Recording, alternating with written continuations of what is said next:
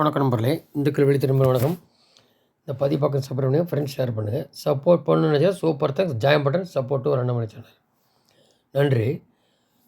பார்த்தீங்கன்னாக்கா அனிதா ராஜேஷ்ன்ற நபர் ஏற்கனவே ஏடிஎம்கே வந்த நபர் இந்த பணம் சம்பாதிச்சதில் இல்லீகலாக பல விதமாக கேஸ் இருக்குது, தள்ளி போயிட்டு இருக்குது. இந்த லட்சத்தில் எல்லாம் வருஷம் கட்டுற ஆளு தான். இந்த லட்சத்தில் மோடியோட தாயார் எப்படி இந்த ஆராசா நீட இந்த திமுகவில் அது மாதிரி தான் டிட்டோ தான் நம்ம முதலே சொல்லிட்டார்ல, எல்லாருமே இந்த மாதிரி பேடு வேர்ட்ஸ்லாம் யூஸ் பண்ணிகிட்டு இருக்கிற ஆளு தான். அவ்வளோதான் தெரியும், அது பார்த்து ஒன்றும் தெரியாது அப்படின்ட்டு அது இப்போது போலீஸ் கேஸு போட்டிருக்கு அனிதா ராஜ் மேலே. அது அண்ணாமலை இன்சிஸ்ட் பண்ணியிருந்தார், போட்டிருக்கு. அது என்ன அதே மாதிரி தான் நான் பீஸாக்க தாமோதரன்ற மந்திரி வெளி கேஸ் போட்டிருக்கு. அதுக்கப்புறம் மோடி வந்தார். மோடி இப்போ 6 தடவை வந்துட்டார், இன்னும் 3 தடவை இருப்பார். ஏன் வரப்போகிறாரு, அமித்ஷா வரப்போகிறாங்க. ஏன்னா அண்ணாமலை கேண்டிடேட்டாக போட்டதுனால எல்லா தொகுதியும் போக வேண்டியிருக்கு, இங்கேயும் பார்க்கணும். அதனால் அவங்க மத்திய அமைச்சர்லாம் வரப்போகிறாங்க. ஏன்னா இப்போ தொகுதி இன்னும் ஜாஸ்தி வரணும். மோடி தான் வருவார் தெரிஞ்சால் அது ரிலேட்டடாக 2 தடவை போட்டாச்சு. டிஎம்கே ஒன்றும் வளர்ச்சி இல்லை, அவனுக்கு தான் வீக்கமாக இருக்கானுங்க. அதை சில நம்மகிட்ட இருக்கிற ஒன்றுங்க அந்நேரத்தில் குவார்ட்டர் பிரியாணி காசுக்கு வேண்டி கேடு கட்டத்தனமாக ஓட்ட போடுவானுங்க. வடச்சிக்கு பார்க்க மாட்டான். அவங்க சந்ததி எப்படி போனால் கவலை இல்லாதவனுக்கு அப்படி தான் பழக்கி வச்சுருக்கானு.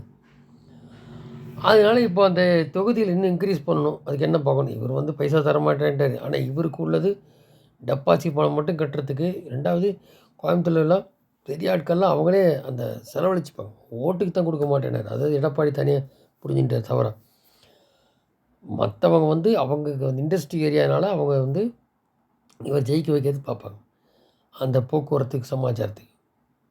மற்றபடி ஓட்டுக்காக இவர் சொல்ல அதுக்கு யாரும் இல்லை.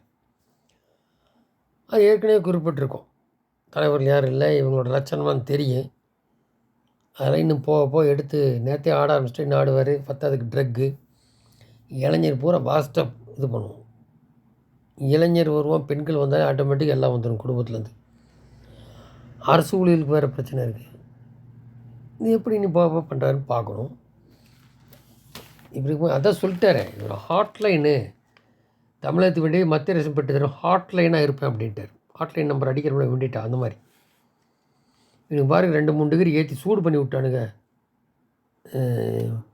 கோயம்புத்தூரையே அப்படின்ற மாதிரிலாம் சொல்லிட்டார். ஸோ மக்களுக்கு தேவையான உடனே கிடைக்கும். அந்த பழைய அந்த கட்டடம் கட்டுற பெரிய பெரிய நிறுவனங்கள் அந்த கூட்டமைப்பெல்லாம் பேசுகிறாரு. மத்திய அரசை கூட்டி பிரச்சனை தீர்ப்பு பண்ணுறாரு. இப்போ மத்திய அரசில் நேரடியாக மோடி அமித்ஷா முடி தொடர்புள்ள நபர் இவர் அண்ணாமலை. இந்த கம்யூனிஸ்டில் எந்த வளர்ச்சியும் செய்ய மாட்டான். இப்போ இங்கேருந்து வளர்ச்சி ஆரம்பிக்கும், கோவையிலேருந்து தமிழகத்துக்கு. அண்ணாமலை ஒரு வைப்ரண்ட் லீடர் நிற்கிறார். அதை உணர்ந்து தெரிஞ்சு ஓட்டு போடணும். அதே மாதிரி தான் இந்து இது திருமாவளவன் கேட்குற கருத்தியாக நிற்கிறப்ப அந்த மாதிரி யோசித்து பண்ணணும். அப்போ தான் உங்களுக்கு அந்த தீட்சிதர் கோயிலெலாம் காப்பாற்றணும். கருணாநிதியும் பிரச்சனை பண்ணாப்படி, தீட்சிதர் ஸ்டாலினும் பிரச்சனை பண்ணாப்படி. அது ஒழுக்கமாக அந்த கோயில் இருந்தால் பிடிக்காது. அறநிலையத்தில் கொண்டு அதை நசுக்கணும். அது அறநிலையத்தில் எடுத்துருவேன்னு சொல்லியிருக்காரு நம்மளை.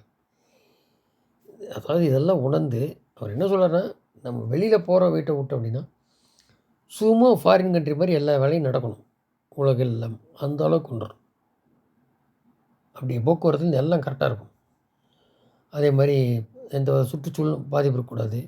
அது மாதிரி நிறையா தண்ணி பிரச்சனை சொன்னார் இன்றைக்கி மார்னிங். தண்ணி பிரச்சனைக்கு அது கையாளணும், அது கையாள தெரியல. விவசாயி தண்ணி பிரச்சனை, குடிக்கிறது எல்லாத்துக்கும் ப்ராப்ளம். அதெல்லாம் மாறணும் அப்படிங்கிறது. இப்போ அணையெல்லாம் ஒரு அணை பத்தாது, நாளாகும் போது இன்னும் அது என்னன்றது அதுக்கு அவங்க தான் பார்க்கணும். இந்த மாதிரிலாம் வாரி விட்டுருக்காரு. இதில் இன்னொரு விஷயம் இருக்குது. ஒரு ஹிட் லிஸ்ட்டில் ஆரம்பித்த ஏற்கனவே துரைமுருகன் குறிப்பிட்டிருந்தோம், இன்னொரு 6 பேர் இருக்காங்க. அது ஏன்னா இன்டெலிஜென்ட் பியூரோ எடுத்ததில் ஒரு 3-4 தொகுதி தான் இப்போதைக்கு வருது ப்ரெசண்டில். அதனால் அந்த பணபலம் ஆள் பலம்லாம் மறுபடியும் ஏற்கனவே எல்லாம் இன்டாக்ட் பண்ணியிருக்கு, வெளியில் எடுக்காதபடிக்கு. அப்போவும் பாஜக சமாளிக்க முடியுமா அப்படிங்கிறதுக்காக பல்வேறு தமிழக முறை வந்து பிரதமர் சென்றார் இல்லையா? 6 முறையாச்சு, இனி வரணும் 3 முறை. அதிக பணபலம் படைத்த அமைச்சர்கள் யார் என்று ஆய்வு செய்துவிட்டு அதில் 6 பேர் 6 பேர் நமக்கே தெரியும். எகத்திரச்சகன்னு போனால் இருக்கிற இடத்துல பாடியில் அங்கே ஏரியா வச்சு தான் டாய்லெட்டில் வச்சு தான் முடக்கியாச்சு. அப்புறம் இந்த நேரு, வேலு இந்த மாதிரி ஆட்கள் தான். இந்தியன் பாலாஜி உள்ளே இருக்காது. இதனால் பொன்முடிக்கு எப்படியோ நல்ல நேரம் ரிவர்ட் ஆகி உட்காந்துருக்கா அப்படி. அதனால் இந்த மினிஸ்டரில் இப்போ கை வைக்க வேண்டாம். அவங்க ரிலேட்டட் ஆர்கள் எங்கே போகிறாங்கன்னு ஏற்கனவே கேமரா சொல்லியிருந்தோம். நோட் பண்ணி மத்திய நிறுவன கேள்விக்கு ஒரு தற்போது பாஜக தாக்கி பேசுவதும் நிறுத்திக்கொள்ள வேண்டும். கடைசி பிரச்சார பணத்தை எடுப்பதில்லையா அப்படின்ட்டு. அப்போது இவங்களுக்கெல்லாம் ஒரு பயம் வந்துடும். என்ன இது அந்த ஒத்த செங்கல் திருடம் உதயநிதி திருப்பி செங்கலை தூக்கிட்டு வந்தால் சரியாயிருன்னு நினச்சிக்க. இங்கே ஒன்றும் மக்களுக்கு செய்யலை வந்தவனுங்க. என்னமோ ஒரு கையெழுத்தில் ஸ்டாலின் ஒத்த கையெழுத்தில் ஒன்றுமோ பண்ண முடியும், நீட்டை பண்ண முடியுன்ட்டு 50 லட்சம் 1 கோடி இதெல்லாம் வாங்கி குப்பையில் தூக்கி போட்டாச்சு. நீட்டு இருக்கத்தான் இருக்கும். அவனு சுப்ரீம் கோர்ட் போக முடியாது, போக மாட்டானே, இங்கேயே சுற்றி கிடப்பானு. ஒரு பொய்யும் போட்டோம். எல்லாம் பெரிய பசங்கள்லாம் படித்து டாக்டர் முடித்து வேலைக்கே போய் இல்லை வரும். இவன் சும்மா அதை வச்சு விட்டுருவான். ஏன்னா இவன் சம்பாதிக்க முடியாது ஆச்சுங்களா. அந்த மாதிரி இவன் சொன்ன வாக்குறுதி எதுவும் நிறைவேற்றலை, நமக்கே தெரியும் பட்டவர்த்தனமாக. அப்படியெல்லாம் இருக்கும்போது செங்கல் திருக்கும்போது இப்போ அண்ணாமலை கேட்கும்போது அறிவு கட்ட உதயநிதி வேறு என்ன தெரியும். இந்த செங்கலை கொண்டு போய் பார்லிமெண்ட்டில் கொண்டு போய் காமிக்கணும். 38 பஜ்ஜி சுஜி தின்ட்டு வெட்டித்தனமாக சுற்றி இருந்தேன்னு இல்லையா. அப்போ திருப்பி போட்டே திருப்பி அதே தான் நடக்க போகுது, செக்கு மாடு மாதிரி. அதனால் என்ன சொல்கிறேன்னா, ஓட்டுக்கு பணம் வேண்டாம். இப்போ சொல்லியிருக்காங்க நிர்வாகத்தில் அண்ணாமலைகிட்ட, இந்த கோயிலெலாம் புனரமைக்காமல் இருப்பானுங்க, அதை எடுத்து நம்ம பண்ணலாம் அப்படின்னு சொன்னது ஓகே சொல்லிட்டார். அந்த கோயில் இருக்குன்னு வச்சுக்கோங்க, அதை சார்ந்து ஒரு 10 100 150 வீடு இருக்குன்னா அங்கே குடும்பம் இருக்கும். அந்த கோயில் புனரமைக்காக இருப்பான். இவன் தான் இடிச்சு பண்ண ஆரம்பத்தில் வந்த அந்த கோயிலை நம்ம செலவில் பண்ணி கொடுத்தாங்க. முதல் தரம் வந்து பேர் வருமா? கோயிலாச்சா? அப்போ அவங்க பாஜக சார்பாக இருப்பாங்கள்ல, அந்த மாதிரி நல்ல விஷயம் தானே. ஓட்டுக்கு பணம் இல்லை, கோயிலை புனரமைக்கிறது அதுதான். ஸோ கஞ்சா இருந்தால் உப்பு கண்டம் போட்டுருவேன் அப்படின்ட்டாரு. நான் போலீஸ் பாஷையில் பேசுகிறேன். இதனால் நம்ம பசங்களையும் நம்ம வந்து சந்தேகப்படுற மாதிரி இருக்குது. அதனால் மாணவர்கள் படிப்பு வீணாக போகுது, வாழ்க்கை வீணாக போகுது. ஸோ அது இனி தமிழகத்துலேருந்து அறவே நீக்கணும்.